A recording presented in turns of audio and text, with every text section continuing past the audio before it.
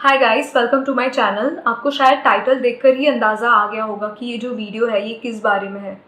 So yes, मेरे जो पापा हैं उनको करीब 15 दिन पहले यानी कि करीब 10th ऑफ जुलाई को उनको कोरोना पॉजिटिव डायग्नोस हुआ था। उस दिन से लेकर अभी तक हमारी पूरी फैमिली का जो एक्सपीरियंस है, पापा ने क्या प्रिकॉशंस लिए, मेरी फैमिली ने क्या प्रिकॉशंस लिए, पापा को जो भी सिम्टम्स थे एंड गवर्नमेंट ने इसमें कैसे कोऑर्डिनेट किया, वो सब मैं आपको इस वीडियो के थ्रू शेयर करना चाहूँगी। अपार्ट फ्रॉम दैट, वीडियो के एंड में मैं अपना एक पर्सनल ओपिनियन भी आपके साथ में शेयर करना चाहूँगी।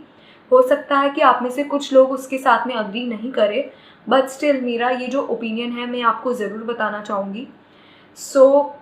मैं आपको पहले एक्सपीरियंस बताने से शुरुआत करती हूँ। तो सबसे पहले like 5th of July, probably 20 दिन पहले पापा को गले में थोड़ा सा थ्रोट इन्फेक्शन जैसा फील हुआ। तो उन्होंने लगा कि सीजनल एलर्जी जैसा ही कुछ होगा। तो उन्होंने थोड़ा सा लाइटली लिया इसको एंड इन्होंने होम रेमेडीज़ जैसे कि गर्म पानी हो गया, ये सब पी के ही इसको क्योर करने की ट्राई करी। उसके बाद 1-2 दिन के बाद उनको थोड़ा सा फ़ीवर भी फील होने लगा। तो फ़ीवर के भी फ़ील होने के 1-2 दिन बाद उनको लगा कि अब हमें डॉक्टर को दिखाना चाहिए बिकॉज़ ये ठीक नहीं हो रहा था अपने आप।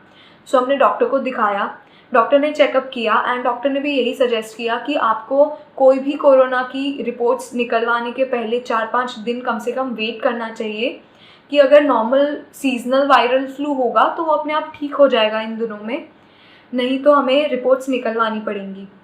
एंड ऑल्सो उन्होंने सजेस्ट किया कि इन 4-5 दिनों के लिए पापा को होम क्वारंटीन ही होना पड़ेगा। अपार्ट फ्रॉम दैट उन्होंने कुछ नॉर्मल फ्लू मेडिसिन जैसे कि एजिथ्रोमाइसिन हो गया एंड बुखार के लिए डोलो हो गया, वो सजेस्ट की। तो हमने डॉक्टर की सारी सजेशंस फॉलो किए एंड पापा होम क्वारंटीन हो गए एंड मेडिसिन भी ले रहे थे। तो उसके बाद क्या होता है कि 1-2 दिन में ही पापा को रिकवरी जैसा फील होने लगा। हम लोगों ने ये अज्यूम किया कि शायद नॉर्मल फ्लू ही होगा वो एंड कोरोना नहीं होगा। बट देन हमें लगा कि ऐसा भी हो सकता है कि कोरोना हो बट सिम्टम्स चले गए हो या सिम्टम्स अभी शो नहीं कर रहा है। तो अगर पापा होम क्वारंटीन के बाहर आ जाते हैं एंड ऑफिस रिज्यूम कर देते हैं तो शायद दूसरे लोगों के लिए रिस्क हो सकता है। तो इसलिए हमने सोचा कि पापा होम क्वारंटीन ख़त्म करें उसके पहले हमें रिपोर्ट्स निकलवानी ही चाहिए सो दैट कोई भी रिस्क में ना पड़े, ना हमारी फैमिली को कोई रिस्क हो, ना ही उनके जो भी ऑफिस के कॉलीग्स हैं उनको कोई रिस्क हो।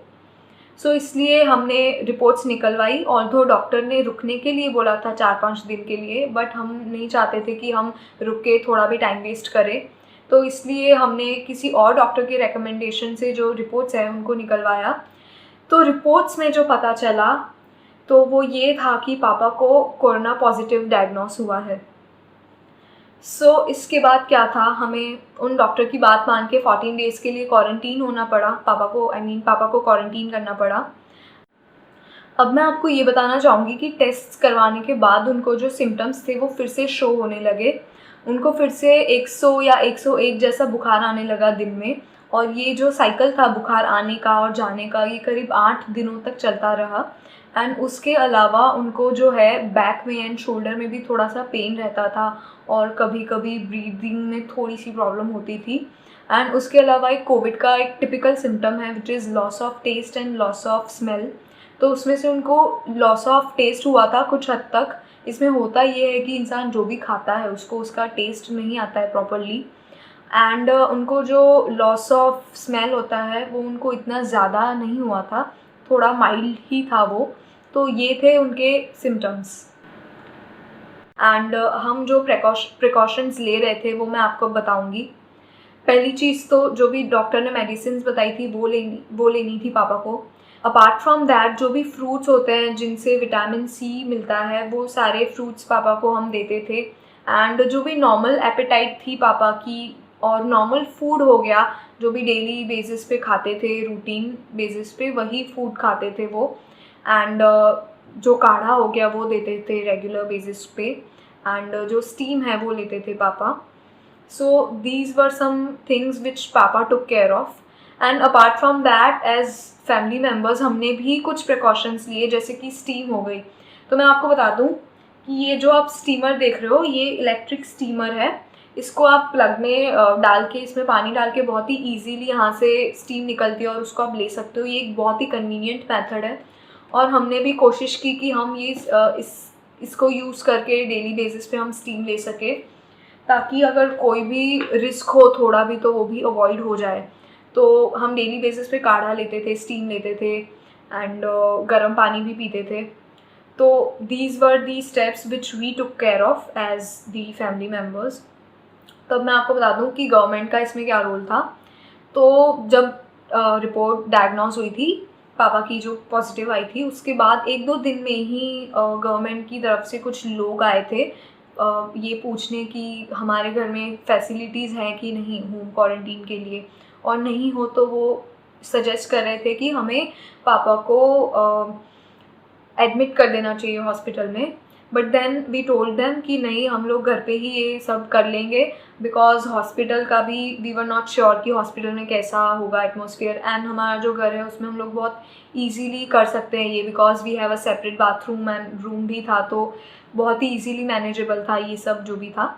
एंड मैं बता दूं आपको कि उसके 1-2 दिन बाद हमारी सोसाइटी में कुछ लोग आए जिन्होंने पूरी सोसाइटी को सैनिटाइज़ किया।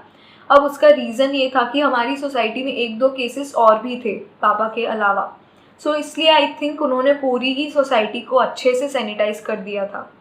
सो ये तो था जो भी गवर्नमेंट का इसमें पूरा रोल था, ये मैंने आपको बताया। अब मैं आपको ये बताना चाहूँगी कि आज से 2 दिन पहले यानी कि 23 जुलाई को पापा ने फिर से टेस्ट कराया, क्योंकि उनके 14 डेज़ क्वारंटीन के ख़त्म हो गए थे। तो उन्होंने फिर से टेस्ट कराया एंड उनको अभी भी पॉजिटिव आया है कोरोना। ऑल्दो उनको कोई भी सिम्टम नहीं है, उनको बस शुरुआत के 8 दिनों तक जो भी सिम्टम्स थे वो थे, लेकिन उसके बाद उनको अभी कोई भी सिम्टम नहीं है। वो बहुत ही ज़्यादा हेल्दी फील कर रहे हैं एंड भगवान की दया से सब भी अच्छा है। बट स्टिल अभी भी वो 7 डेज़ तक क्वारंटीन में रहने वाले हैं, बिकॉज़ क्योंकि कोरोना है ऑलरेडी उनकी बॉडी में, तो वो फिर से क्वारंटीन से बाहर आकर किसी में ट्रांसफ़र नहीं करना चाहते हैं हम। जैसे आपको बताया था कि मैं वीडियो के एंड में कुछ मेरा ओपिनियन आपसे शेयर करने वाली हूँ एंड कुछ डूज़ एंड डोंट्स मैं आपको बताऊँगी। आई नो मैं कोई एक्सपर्ट नहीं हूँ इस चीज़ पे, लेकिन फिर भी जो मैं फ़ील करती हूँ, जो मेरा ओपिनियन है, मैं सिर्फ आपको वो बताना चाहती हूँ। सो फर्स्ट ऑफ ऑल, कई लोग होते हैं जो इस चीज़ से बहुत ज़्यादा पैनिक हो जाते हैं। अगर आपका जो भी डायग्नोस होता है पॉजिटिव, तो कुछ लोग पैनिक हो जाते हैं। तो आई वॉन्ट टू से कि ये इतनी भी डरने वाली बात नहीं है। हाँ, कुछ लोग होते हैं, कुछ केसेस बहुत ज़्यादा सीवियर होते हैं, उसमें लोगों को ज़्यादा प्रिकॉशंस लेनी पड़ती है, लेकिन सभी केसेस ऐसे नहीं होते, तो इसलिए इतना ज़्यादा पैनिक होने की बात नहीं है। बिकॉज़ मैंने कुछ ऐसे भी लोग देखे हैं जिनको बहुत ही नॉर्मल सिम्टम्स थे, लेकिन क्योंकि वो बहुत ज़्यादा ओवरथिंक उन्होंने कर लिया और वो बहुत ज़्यादा डर गए, तो इसलिए ये जो उनके जो भी सिम्टम्स थे वो एग्जैजरेट हो गए एंड उनको और ज़्यादा प्रॉब्लम फेस करनी पड़ी उसकी वजह से। So first of the most important thing I want to tell you is please do not panic. Panic बिल्कुल भी नहीं करना है, आपको आपकी फैमिली मेम्बर पे ट्रस्ट करना है।